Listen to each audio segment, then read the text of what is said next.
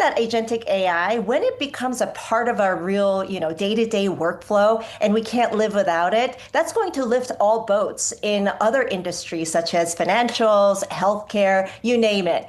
But that's going to take some time. So I think that's a wait and see. I don't think that's a today's story. It might be a next year story, but that is, I think, what is coming. What is, we referenced this in the intro, Anna, since we're talking tech here, this new journal story, how Apple and Intel have reached a preliminary chip making agreement, worked together on chips for Apple devices. It doesn't sound like we know yet which Apple devices exactly, iPhone, Mac, but I'm just curious what you make of that.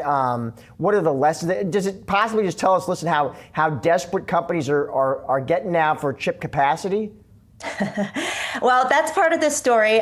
The key word there is preliminary. So I know we got really excited today in the markets, but we still have to wait and see. I think that the news is good news for Intel, certainly, because number one, there's vote of confidence.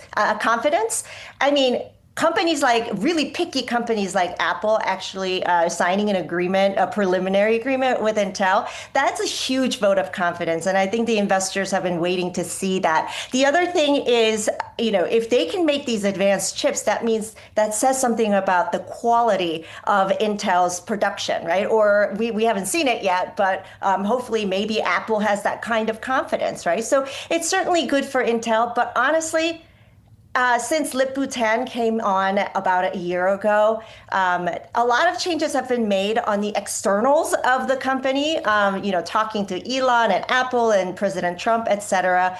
A year is really not long enough to actually make the internal changes that are required to actually execute on this agreement. So this is a wait and see news. Anna, let me ask you, you're talking to clients right now, and they're asking you about this stock market, this run off the March 30 low, and they're asking you what's on your radar, what worries you, what concerns you, what are the downside risks I need to be thinking about? What are you telling them?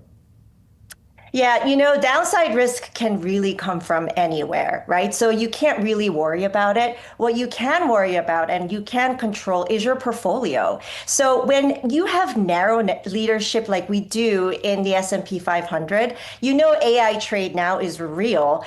Take it. Take the gains. This is the time to rebalance the portfolio so you're not actually concentrating more and more on that narrow leadership. So sometimes actually maintenance of the portfolio is the best thing you can do in a condition like this. What does that mean, though, practically speaking, Anna, maintenance? Yeah, maintenance is rebalancing, right? So let's say you have some large cap in S&P 500, you have some small caps, record high for S&P 500. Small caps did well, but not as high. Maybe it's time to rotate, take some of the gains from the AI play, and then put it into the small caps. Go back to your strategic weights.